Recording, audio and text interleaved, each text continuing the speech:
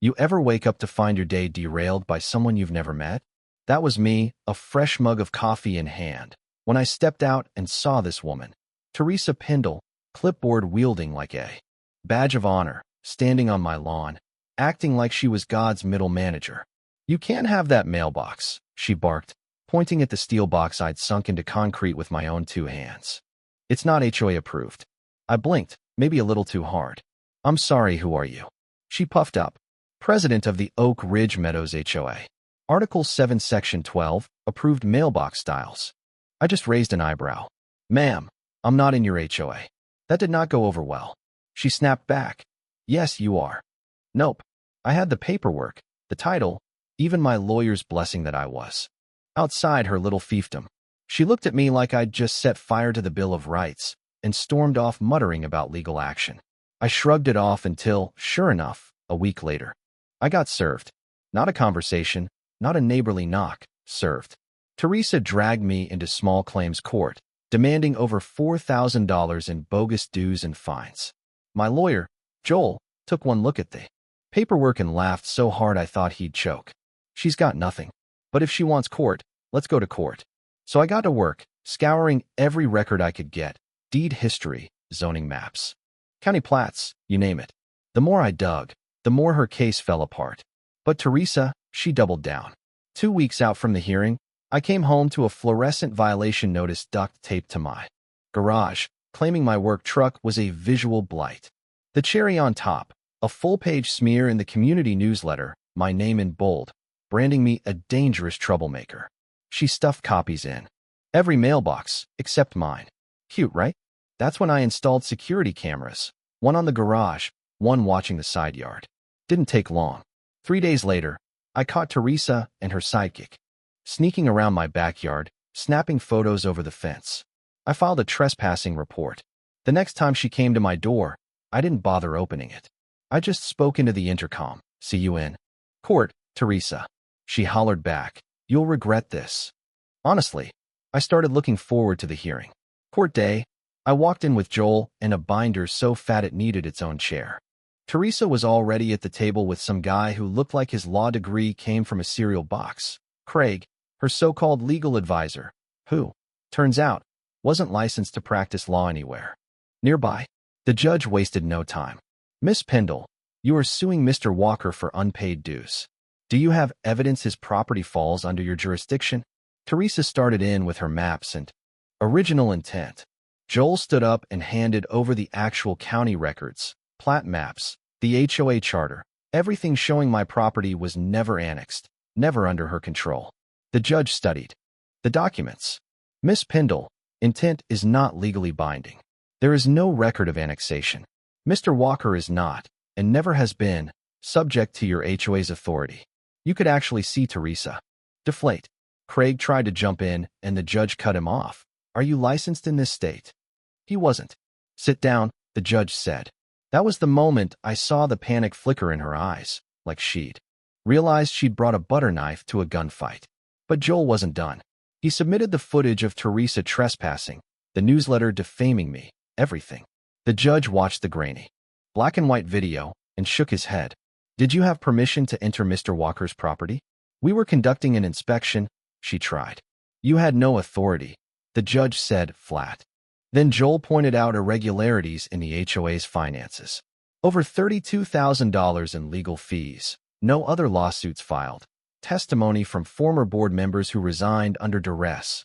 One of them, Diane, stood up in the gallery and described how Teresa bullied and manipulated the board, hired Craig as a consultant, pushed through budget changes without a vote. That was it. The judge slammed the gavel down. Formal reprimand for harassment, trespass, referral to the county attorney for potential civil rights violations, audit of the HOA, and a temporary freeze on all enforcement actions. Teresa stood, shaking, tried to protest. "You can't do this. I built this community." The judge didn't flinch. "No, you built a private club and pretended it was a government. That ends today." People in the gallery, my neighbors, whispered and stared at Teresa like she'd just been caught cheating at church bingo. And it just got wilder. With the injunction in place, neighbors stopped answering her emails, the newsletter died, and volunteers tore down the HOA signs at the neighborhood entrance. 3 weeks later, state auditors raided Teresa's house at dawn. Boxes, hard drives, files. Her vice president resigned on the spot. Craig disappeared like a ghost. His website went dark. At the dissolution hearing, the judge didn't hesitate. Oak Ridge Meadows HOA is hereby dissolved, effective immediately. Teresa tried to object, voice shaking, hands white-knuckled. The judge ignored her. Walking out, people clapped me on the back, some laughing, others just relieved. First time since I moved in, I felt like I belonged. But it wasn't just me. Turns out refusing to roll over is contagious. No more flyers or random notices, no more clipboard patrols. Instead, people actually started talking. Real conversations, not just nods and side-eyes. Calvin, a former HOA crew guy, limped over one morning with a stack of phony invoices, tens of thousands paid. To a landscaping company that never did the work, all tied back to a shell company in Teresa's maiden name. That was fraud and money laundering. Joel sent the files to the Attorney General. By that afternoon, government agents were knocking at Teresa's door. The investigation blew the lid off everything. Fake invoices, falsified meeting minutes, payments to non-existent consultants, more than $78,000 in embezzled funds, some from emergency reserves, some from fines homeowners never actually owed. The AG's office went for wire fraud, mail fraud, aggravated theft. Teresa was arrested at dawn, quiet, no drama. But someone got a picture of her in cuffs, and by breakfast, it was all over the neighborhood chat. Relief isn't just a feeling, it's the silence that follows when the bully finally leaves. After that, the neighborhood transformed. Without the HOA, people started running actual meetings, cleanup crews, block parties, helping elderly neighbors. I even got a thank you note, no signature, just a pressed flower, tucked under my door. Weeks later, I was called to testify at her trial. Not just about the fake fines, but about how she tried to intimidate everyone into silence. The prosecutor asked, why not just pay and move on? I looked right at Teresa. Because if I did, she'd just do it to the next person and the next. She wanted control, not order. The jury was out less than a day, guilty on all counts. 6 years, no parole before 3. Craig, her henchman, rolled over for a lighter sentence, 18 months. 5 years probation, and barred for life from touching any community funds. The county liquidated what was left of the HOA accounts, returned what they could to residents. Calvin got his job back, this time with the county. Diane was elected to a volunteer council. No power, just a budget for events and a hotline for folks who needed help. Me? I got my peace and quiet. No surprise fines. No trespassers, just the occasional neighbor dropping by for a ladder or to share some barbecue. It was never about the mailbox.